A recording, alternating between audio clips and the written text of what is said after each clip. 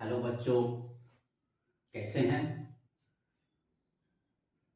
चलिए, अब होली वगैरह आप लोगों ने अच्छी तरह से मना लिया होगा और फिर से एक नए एक्साइटमेंट के साथ हम लोग फिजिक्स क्लास ज्वाइन करें। तो और त्योहार आता ही है कि हम लोग को रिफ्रेशमेंट दे सके और हम लोग एंजॉय करते हैं उसको, और फिर एंजॉय के बाद फिर से अपने काम में लग जाना है। तो आप लोगों का काम क्या है? पढ़ना। और मेरे साथ ऑनलाइन फिजिक्स कर रहे हैं आप लोग। तो अब आगे चलते हैं। पिछले क्लास में हम लोगों ने जो डिस्कस किया है वो हम लोगों ने डिस्कस किया है कैपेसिटर का जो टॉपिक है, उस कैपेसिटर के टॉपिक पर हम लोगों ने डिस्कशन किया है। और पिछले क्लास में जो कैपेसिटर था हमने बताया था, कैपेसिटर जिसका हिंदी तुम लोगों को हम लोगों ने संधारित्र बताया कि यही चैप्टर है हमारा, संधारित्र, कैपेसिटर। और इस कैपेसिटर में जो पिछले क्लास में हम लोगों ने डिस्कस किया है, वो पिछले क्लास में इस कैपेसिटर में क्या डिस्कस किया? कैपेसिटी। और कैपेसिटी का मतलब क्या हो गया? धारिता। हम लोगों ने कैपेसिटी, धारिता को हम लोगों ने डिस्कस किया और इसका जो सिंबल था वो सी। तो बताए थे कि धारिता क्या है? किसी भी वस्तु पर, किसी भी चालक पर आवेश रखने की क्षमता धारिता होती है। और यह जो धारिता हमने बताया था कि वो तीन बातों पर निर्भर करता है। सबसे पहला कि धारिता समानुपाती क्षेत्रफल होता है। दूसरा हमने बताया कि धारिता माध्यम पर निर्भर करता है और माध्यम के परावैद्युत स्थिरांक या आपेक्षिक वैद्युतशीलता के समानुपाती होता है। और तीसरा हमने बताया था कि धारिता निर्भर करता है किस पर?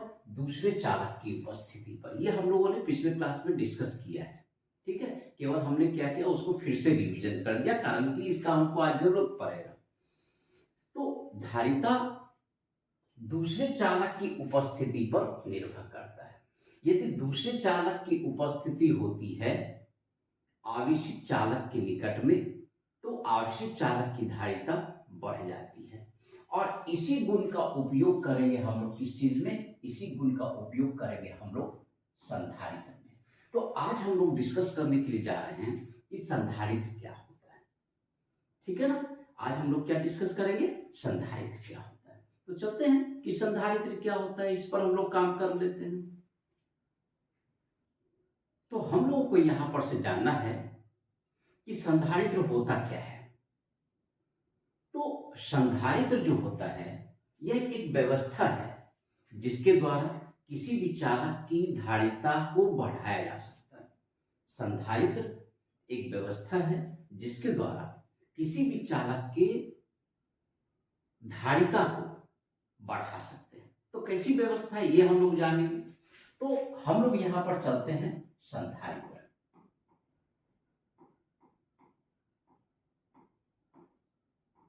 तो संधारित्र में धारिता को बढ़ाया जा सकता है। ऐसे समझो कि संधारित्र एक ऐसी व्यवस्था है जिसकी सहायता से हम लोग किसी भी चालक की धारिता को बढ़ा सकते हैं। तो कैसे बढ़ाएंगे? एक तो तरीका अभी हमने तुमको समझाया कि सी समानुपाती क्या होता है, कि क्षेत्रफल के समानुपाती है। क्षेत्रफल को अगर बढ़ाएंगे, मान लो कि ये चालक दिया हुआ, इसका क्षेत्रफल बढ़ाएंगे तो कैसे बढ़ाएंगे? हम प्रैक्टिकली कहीं से समझ में नहीं आता कि इस चालक की हम लोग चालक के क्षेत्रफल को हम लोग बढ़ा दें। दूसरा है कि सी समानुपाती, हमने तुमको अभी तुरंत बताया कि आपेक्षिक वैद्युतशीलता या परावैद्युत स्थिरांक के समानुपाती होता है। तो आपेक्षिक वैद्युतशीलता का मान बढ़ाने का मतलब क्या हुआ ना, कि इसके चारों ओर के माध्यम को बार बार बदलना। वह भी प्रैक्टिकली सूट नहीं करता है कि बार बार हम इस चालक के चारों ओर के माध्यम को बदल सकें। तो क्षेत्रफल भी बदलना मुश्किल है। चालक के चारों ओर का माध्यम को बार बार बदलना, ये भी प्रैक्टिकली सूट नहीं करता है। तीसरा कारक हमने क्या बताया? दूसरे चालक की उपस्थिति। हमने बताया दूसरे चालक की उपस्थिति। और हमने अभी तुमको बताया कि यदि कोई दिया हुआ चालक है, दिया हुआ आवेशित चालक है, उसके निकट यदि किसी दूसरे चालक को रख दें तो धारिता का मान क्या हो जाएगा, बढ़ जाएगा। ये अभी हमने तुमको बताया। बस इसी ये हमारे लिए आसान है कि एक चालक के नजदीक में दूसरे चालक को लाके रख दें हम लोग, ये सबसे आसान है कि एक चालक दिया हुआ और इसके नजदीक हम लोग कोई दूसरा चालक को लाके रख दें और इसकी धारिता को हम लोग बढ़ा लें। ये सबसे बढ़िया प्रैक्टिकल मैटर है। इसीलिए इसी गुण को उपयोग करके हम लोग संधारित्र बताते हैं। तो संधारित्र में क्या होता है ना, इसका अगर हम लोग सिंबॉलिक रिप्रेजेंटेशन में, तो यहाँ पर संधारित्र में एक दिया गया चालक होता है। तो दिया गया चालक को हम लोग इस तरह से थोड़ा आर्क के फॉर्म में निरूपित करते हैं, जो ये बताता है ये पहले से हमको दिया गया चालक है और इस चालक की धारिता बढ़ानी है। तो यह जो दिया हुआ चालक है, इसके प्लेट को हम लोग M कहेंगे और इसके निकट एक दूसरा चालक हम लोग लेकर आते हैं और यह प्लेट हमारा हो गया N। तो क्या होता है ना, ये M जो दिया हुआ चालक है, यह पहले से क्या होता है, आवेशित होता है। और आवेशित कैसे होगा, इसको आवेशित करने के लिए हम लोग क्या करते हैं कि इसको शेल के धन ध्रुव से जोड़ा गया होगा। शेल के धन ध्रुव से जोड़ दिए तो इसके ऊपर क्या हो गया, आवेश प्लस क्यू आवेश आ गया। और इसके निकट इस गुण का उपयोग करते हुए दूसरे चालक की उपस्थिति से हमको पता है कि दिए गए चालक की धारिता बढ़ जाती है। हम लोगों ने क्या किया, एक दूसरा चालक रख दिया। दूसरे चालक के रखने के साथ ही क्या होगा कि इसके आंतरिक भाग में इंडक्शन के कारण, विद्युतीय प्रेरण के कारण माइनस चार्ज उत्पन्न होगा और बाहर की तरफ क्या उत्पन्न होगा, प्लस चार्ज उत्पन्न होगा। और या तो इसको तुम ऋण ध्रुव से जोड़ दो या फिर इसको भूधृत कर दो। घर में अर्थिंग लगाते हैं ना, उसी अर्थिंग का सिंबल है। और इसको हम लोग हिंदी में क्या कहते हैं, भूधृत या अर्थेड हम लोगों ने कर दिया। हम लोगों ने इसको अर्थेड कर दिया, भूधृत कर दिया। तो यहां पर क्या है, यहां पर एक दिया गया M चालक है और इस M चालक को हमने धन ध्रुव से जोड़ा, जिसके कारण इसके सतह पर प्लस क्यू आवेश आ चुका है। और इसके निकट इस गुण का उपयोग करते हुए जब हम लोग दूसरा चालक रखते हैं तो इस पर इंडक्शन के कारण माइनस क्यू आ गया, बाहर की तरफ प्लस क्यू आएगा। और यह चालक ऋण ध्रुव से जोड़ दो या फिर इसको हम लोग अर्थ करते हैं। ऐसा करने के साथ ही यह जो धनावेश होता है ना, ये अर्थ में चला जाता है या ऋण ध्रुव में शेल के ऋण ध्रुव के द्वारा आकर्षित कर लिया जाता है। तो यहां पर हमारे पास दो चालक बचता है, एक चालक M है और N है। M के आंतरिक भाग में यहां पर क्या है, प्लस क्यू आवेश और इसके आंतरिक भाग में माइनस क्यू आवेश, सेम आवेश, क्योंकि इंडक्शन के कारण उत्पन्न हुआ है इसलिए माइनस क्यू आवेश, समान आवेश उत्पन्न होता है। और इस तरीका से ये जो व्यवस्था तैयार हुआ है ना, इसी को हम लोग क्या कहते हैं, संधारित्र कहते हैं। इस संधारित्र में इसको हम हटा देते हैं क्योंकि अब इसका काम है नहीं, इसको हम लोगों ने समझा दिया है। तो इस संधारित्र में प्लस क्यू आवेश माइनस क्यू आवेश ये उत्पन्न होता है। कारण है कि ये धन ध्रुव से जुड़ा हुआ, ये ऋण ध्रुव से जुड़ा हुआ है। इसको हम लोग संग्राहक पट्टी, कलेक्टिंग प्लेट कहेंगे। इसको जो हम लोग कहेंगे कलेक्टिंग प्लेट, जिसको हम लोग कह सकते हैं संग्राहक पट्टी। इसका नाम है, याद रखना कि M प्लेट जो दिया हुआ हमारा प्लेट है, जो धन ध्रुव से जुड़ा हुआ है, दिया हुआ चालक है, जिसको हमेशा आर्क के रूप में हम लोगों ने निरूपित किया है, ये क्या कहलाता है, संग्राहक। और दूसरा जो प्लेट है वो हम लोगों ने लाया है इसकी धारिता को बढ़ाने के लिए और इस पर माइनस क्यू आवेश इसके आंतरिक भाग में उत्पन्न हुआ, प्लस क्यू आवेश जो कि भूमि में चला गया है या निगेटिव टर्मिनल पर चला गया है, इसको हम लोग क्या कहेंगे, संघनक पट्टी। संघनक पट्टी। तो दो तरह के पट्टी से मिलके संधारित्र बना, एक संग्राहक पट्टी और दूसरा क्या है, संघनक पट्टी। इस दो प्लेट से मिलकर संधारित्र बना है। एक पहले से आवेशित चालक है, उसके निकट दूसरे चालक को लाते हैं, जिसके कारण इसके आंतरिक भाग में माइनस क्यू आवेश उत्पन्न हुआ है। और इस तरह से जो दिया हुआ चालक हमारे पास पहले से है, उसको हम लोग क्या कहते हैं, संग्राहक पट्टी। और दूसरे प्लेट जो भूधृत है, जिसके आंतरिक भाग में ऋण आवेश उत्पन्न हुआ है, इसको हम लोग क्या कहते हैं, संघनक पट्टी। इस तरीका से संग्राहक पट्टी और संघनक पट्टी के संयोजन से संधारित्र बनता है। किसी भी तरह का संधारित्र हो, उसमें संग्राहक पट्टी और संघनक पट्टी होगा ही। संग्राहक पट्टी हमेशा धन आवेश प्लस क्यू आवेश उसके ऊपर स्थित होगा, जबकि संघनक पट्टी पर विद्युतीय प्रेरण के कारण ऋण आवेश उत्पन्न होगा। और इस तरह से संग्राहक पट्टी और संघनक पट्टी के संयोजन से संधारित्र तैयार हो जाता है। फिगर वगैरह में आगे जब हम लोग चलेंगे ना, तो सीधा है कैपेसिटर। सामान्य अगर हम लोगों को कैपेसिटर दिखाना है तो इस तरीका से दिखाएंगे। क्लियर है कि यहाँ पर प्लस क्यू होगा, इसके ऊपर माइनस क्यू होगा, ये प्लेट हमारा एम होगा, ये प्लेट हमारा एम होगा। ये समझाने के लिए इतना बड़ा हम लोगों ने बताया।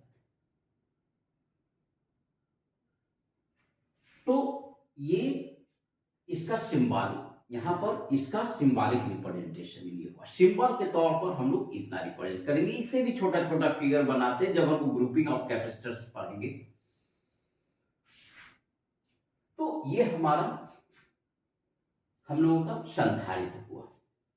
संधारित्र अलग अलग प्रकार के होते हैं। मुख्यतः 3 प्रकार के संधारित्र होते हैं, जिसमें तुम्हारे सिलेबस में या एनसीईआरटी में एक प्रकार का दिया गया है, वो है समांतर प्लेट संधारित्र। वैसे संधारित्र 3 प्रकार के होते हैं। एक समांतर पट्टी संधारित्र होता है, दूसरा गोली संधारित्र होता है, और तीसरा बेलनाकार संधारित्र होता है। हम तीनों प्रकार को समझा देंगे, तीनों की धारिता हम लोग निकाल देंगे। और जब भी धारिता निकालने की काम होगा यहाँ पर, जब भी हमको धारिता निकालना होगा तो सीधा है, क्योंकि यहाँ पर हम लोगों ने इसको बैटरी से हमने जोड़ा है, तो इसलिए इस सेल का कुछ ना कुछ तो विभवांतर होगा ही। और जब सेल का विभवांतर अगर भी होगा तो सीधा है C इक्वल टू, हमने फॉर्मूला बताया है, Q/V। हमारा टारगेट क्या है कि हम लोग Q और V का वैल्यू को हम लोग लेकर इस पे पुट करेंगे, तो किसी भी संधारित्र की धारिता हमको आसानी से यहाँ पर प्राप्त हो जाएगी। मेरे ख्याल से संधारित्र को समझने में कोई दिक्कत नहीं आ रहा होगा। फिर भी अगर कोई दिक्कत है, कई बार हम बोले, कई बच्चे हमसे मैसेज करके पूछ लेते हैं कुछ कुछ कंसेप्ट जहां पर उनको कंफ्यूजन होता है, और हम सारे बच्चों को कहते हैं कि मेरे चैनल्स पर आप मैसेज करके पूछिए। लगभग सारे बच्चे चैनल्स पर जुड़े हुए हो ही मेरे लिंक पर, इसलिए कहीं पर भी कोई कंफ्यूजन होता है अपने क्वेश्चन को जरूर डालिए उसमें। तो क्या होगा ना, नेक्स्ट क्लास में अगर हम उस मैसेज को देख लेते हैं तो नेक्स्ट क्लास में उससे रिलेटेड जो भी कंसेप्ट होगा वो हम क्लियर कर देंगे। आपका कहीं से भी कोई कंसेप्ट खराब नहीं रहना चाहिए फिजिक्स में। बस क्या है, क्लास को रेगुलर करो, टाइम पर अपीयर हो जाओ क्लास में, क्योंकि रोज टाइम पर लिंक चला ही जाता है। यदि किसी दिन लिंक अगर नहीं भी जाता है या किसी कुछ टेक्निकल एरर होता है, तो हम सारे बच्चों को लिंक पर जो है मैसेज भी कर देते हैं। बस केवल मेरे लिंक को फॉलो करो, सारा सिलेबस मैं पढ़ाऊंगा तुमको, ठीक है ना। तो अब हम लोग आगे क्या चलते हैं, संधारित्र के प्रकार हम लोग लेके चलेंगे, ठीक है ना। तो हम लोग चलते हैं संधारित्र के प्रकार। तो संधारित्र के हम बता चुके हैं कि 3 प्रकार होंगे संधारित्र के प्रकार।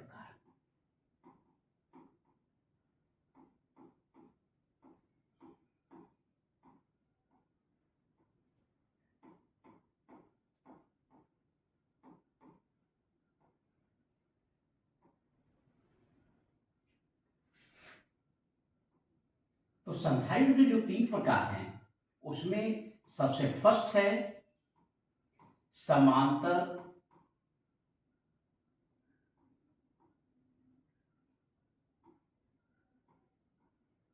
पट्टी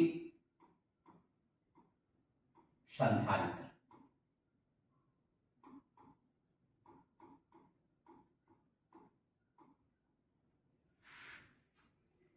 क्योंकि तुम लोग हिंदी मीडियम का क्लास कर रहे हो इसलिए एकदम बिल्कुल प्योर हिंदी हम उठा के ला रहे हैं ताकि तुमको कहीं पर भी कोई परेशानी नहीं हो। इस बैच में, इस ऑनलाइन बैच में हमने तुम्हारे लिए जो फिजिक्स तैयार किया है हिंदी मीडियम के लिए बिल्कुल प्योर हिंदी में हमने तैयार किया है। बीच बीच में जहां पर जरूरत होती है हम इंग्लिश भी टर्म्स का यूज कर देते हैं, जो इम्पॉर्टेंट टर्म्स है उसका अंग्रेजी भी यूज कर देते हैं। लेकिन अगर तुमको अंग्रेजी से थोड़ी सी भी अगर परेशानी है, अंग्रेजी नहीं याद रहता है, सोचना ही नहीं है, सारे हमने टर्म्स को हिंदी में तैयार करके तुमको हम दे रहे हैं। तुम एकदम हिंदी में तैयारी करो। कारण है कि इंडिया में क्या है ना, कई लैंग्वेजेस में क्वेश्चंस, हर एग्जामिनेशंस का क्वेश्चन कई लैंग्वेजेस में आता है। तुम अगर यहाँ से नीट की तैयारी करो, मेडिकल की तैयारी करो, जेई की तैयारी करो, आईआईटीज की तैयारी करो, किसी भी तुम सेक्टर में जाना चाहोगे तो वहां पर क्या है ना, सारे लैंग्वेजेस में क्वेश्चन होता है। जिस लैंग्वेज को आप फॉर्म फिलअप करते समय सेलेक्ट कर लेते हैं उसी लैंग्वेज में आपको क्वेश्चन मिलेगा। इसलिए अगर हिंदी सुविधा से समझ में आ जाता है तो कोई दिक्कत नहीं है, अपनी मातृभाषा में अपना समझिए उसको। जो इंग्लिश मीडियम के बच्चे होते हैं उसको हम इंग्लिश मीडियम में, फिर प्योर इंग्लिश मीडियम में, फिर वहां पर डिस्कशन करेंगे हम। तो इसलिए अपने लैंग्वेज में ही फिजिक्स को पढ़िए। जरूरी नहीं है कि जबरदस्ती हिंदी इंग्लिश समझ में नहीं आ रहा है, इंग्लिश का वर्ड मान लेते हैं, याद करने में कुछ परेशानी हो रही है, हिंदी में पढ़िए। हम तो हिंदी, प्योर हिंदी में तुमको ये क्लास हम दे रहे हैं। तो हम बता रहे थे कि संधारित्र 3 प्रकार के होंगे। एक समांतर पट्टी संधारित्र, दूसरा जो होता है ना वो होता है गोली संधारित्र। गोली संधारित्र।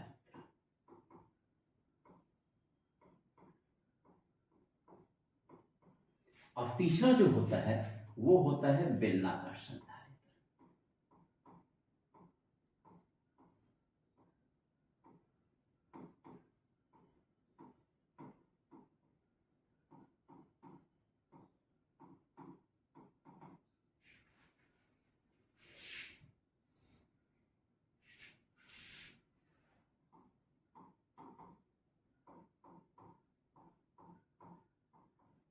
3 प्रकार के संधारित्र होते हैं, समांतर पट्टी संधारित्र, गोली संधारित्र और बेलनाकार संधारित्र।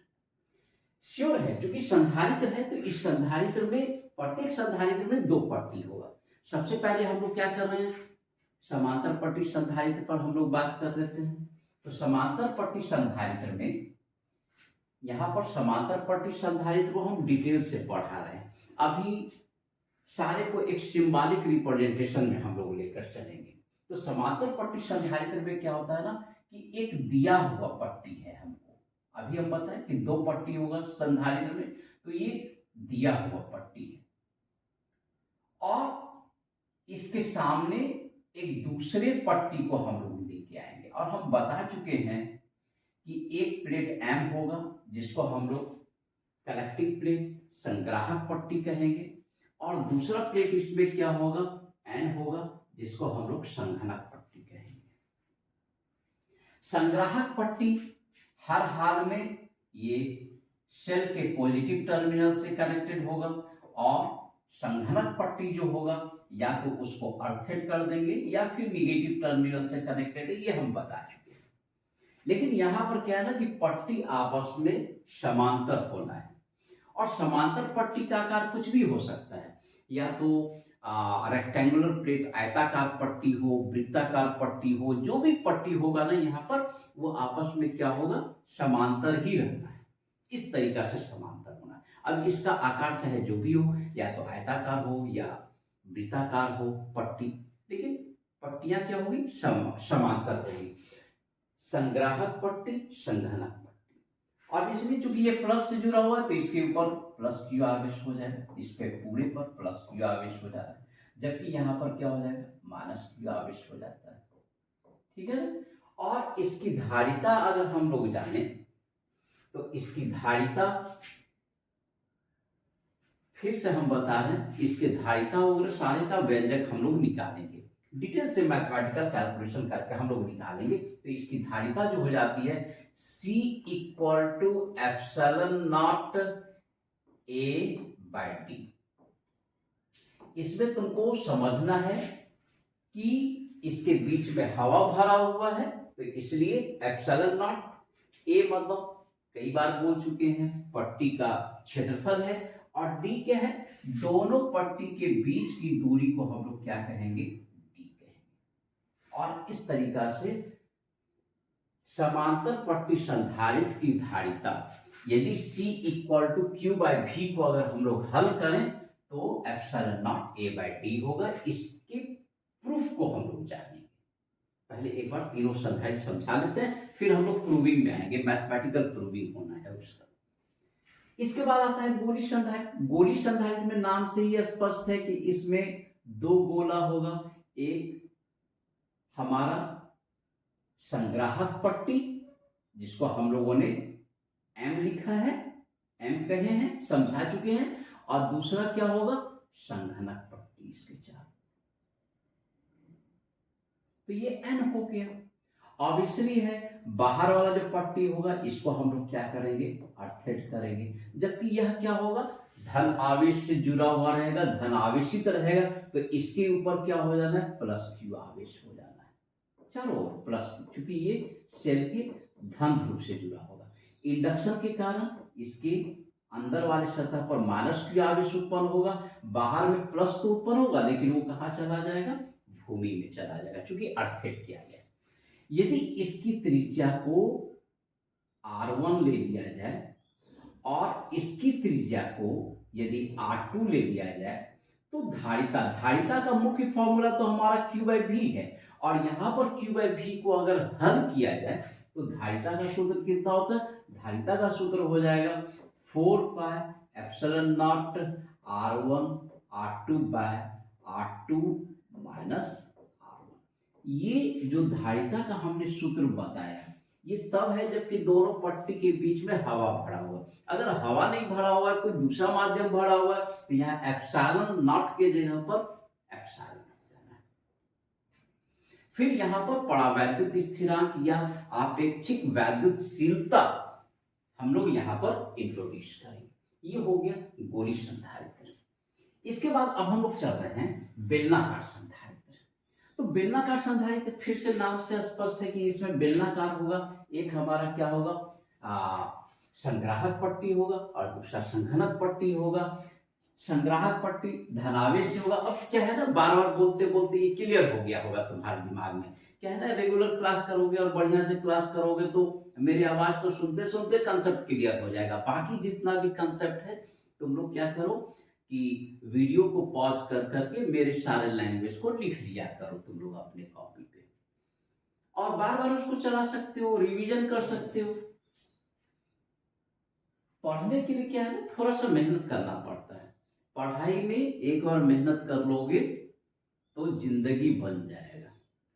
और दुनिया में सबसे अच्छी चीज क्या है ना, पढ़ाई है, एजुकेशन ही है, और सबसे आसान काम है पढ़ना।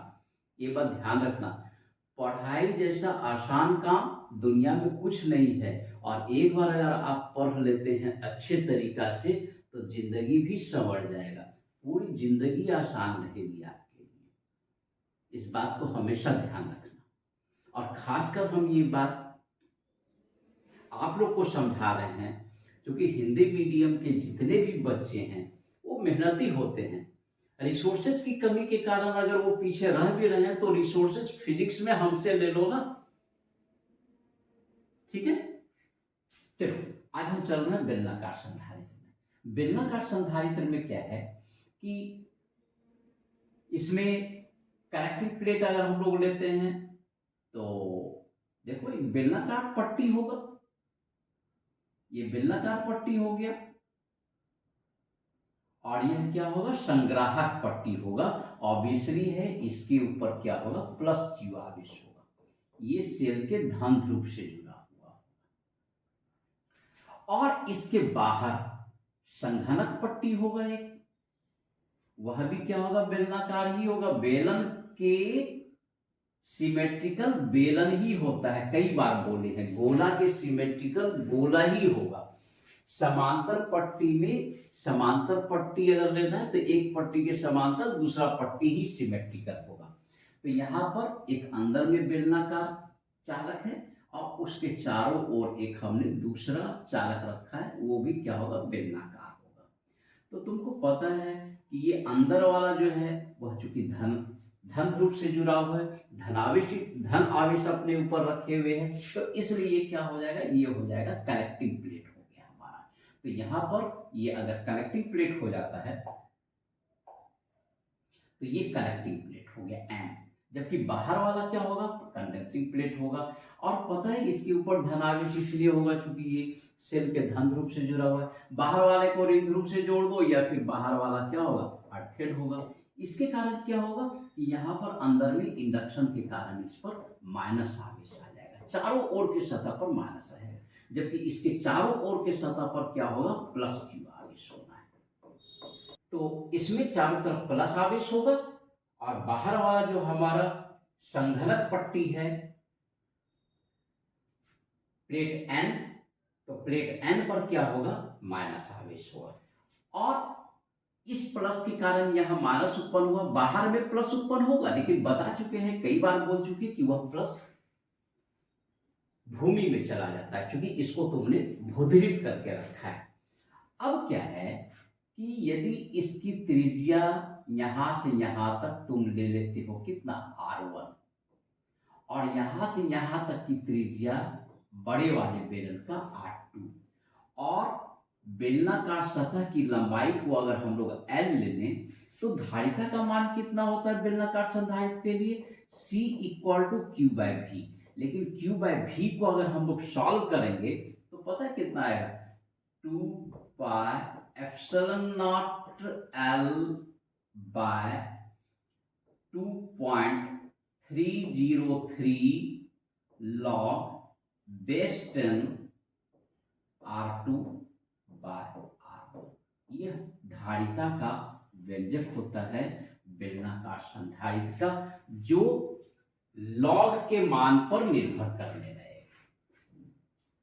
और इस तरीका से हम तीनों संधारित्र का तुमको दिखा दिए कि कितना कितना उसका धारिता होता है। अगर हम लोग Q बाय V को सॉल्व करें, धारिता का तो मेन फॉर्मूला हमारा Q बाय V है, लेकिन Q बाय V को लेकर जब पूरा हम लोग सॉल्व करेंगे, इस दोनों सतह के बीच का विभवांतर निकालेंगे, इस दोनों सतह के बीच का विभवांतर निकालेंगे, इस दोनों सतह के बीच का विभवांतर रखकर जब हम लोग मान रखते हैं तो धारिता का मान। एक बात ध्यान रखना, किसी भी चालक की धारिता जब तक चालक का आकार, जैसे क्षेत्रफल ना बदल दो, उसके चारों ओर के माध्यम को ना बदल दो, तब तक धारिता का मान नियत रहता है। वो तुमको एक्सप्रेशन से ही लग रहा होगा, कहीं पर भी धारिता का मान का मुख्य फॉर्मूला तो Q बाय V होता है, लेकिन ना तो धारिता के फॉर्मूला में Q रहता है ना तो V रहता है। यहाँ भी ना तो Q रहता है ना V रहता है, यहाँ भी ना तो Q रहता है ना V रहता है। इसका मतलब क्या रहता है, तुम देख लो, उसका आकार R1 R2, लंबाई, क्षेत्रफल, ये सारी चीजें जो दिखाई जा रही है नियत मान होता है। इसलिए किसी भी चालक की धारिता को हम लोग बढ़ा तो लेते हैं संधारित्र के रूप में, लेकिन बढ़ाने के भी बाद क्या होता है ना, उसका मान क्या होता है, नियत होता है, जब तक कि अब इसमें फर्दर तुम कोई चेंजिंग ना कर दो। या तो बेलनाकार चालक की लंबाई को बढ़ा दो या इसकी त्रिज्या वगैरह को जब तक नहीं चेंज करोगे। और लंबाई बढ़ाना और त्रिज्या बढ़ाना ये आसान काम नहीं होता है, फिर तो वो तुमने संधारित्र को ही बदल दिया, पूरे शेप को ही बदल दिया। एक बार अगर तुम्हारा घर कंस्ट्रक्ट होके तैयार हो गया तो समझो कि उसका मॉडल अगर तुम चेंज करते हो, घर की लंबाई चेंज करते हो, घर की चौड़ाई चेंज करते हो, रूम का आकार चेंज करते हो, कितना परेशानी होता है। फिर तो वो घर ही नहीं रहेगा, पूरा तुड़वा के फिर से भी मॉडल करना पड़ेगा तुमको। बस वैसा यहाँ पर भी है सिचुएशन कि किसी भी चालक की धारिता नियत होती है, किसी भी संधारित्र की धारिता नियत होती है, जब तक कि उसके आकार प्रकार या माध्यम को नहीं बदलेगी। अगर दिया गया जो चालक है या दिया गया जो धारिता है, चाहे वो समांतर पट्टी संधारित्र हो, गोली संधारित्र हो या बेलनाकार संधारित्र हो, चालक की धारिता नियत रहे, संधारित्र की धारिता नियत रहे। ठीक है ना। तो अब हम लोग इसके आगे चलते हैं। ठीक है, आगे क्या बताएंगे? आगे बताएंगे जो हमारे सिलेबस में है, समांतर पट्टी संधारित्र की धारिता क्या, उस पर चल रहे हैं। ठीक है ना। तो समांतर पट्टी संधारित्र की धारिता पर चल रहे हैं, इसको साफ कर देते हैं, फिर हम समांतर पट्टी संधारित्र की धारिता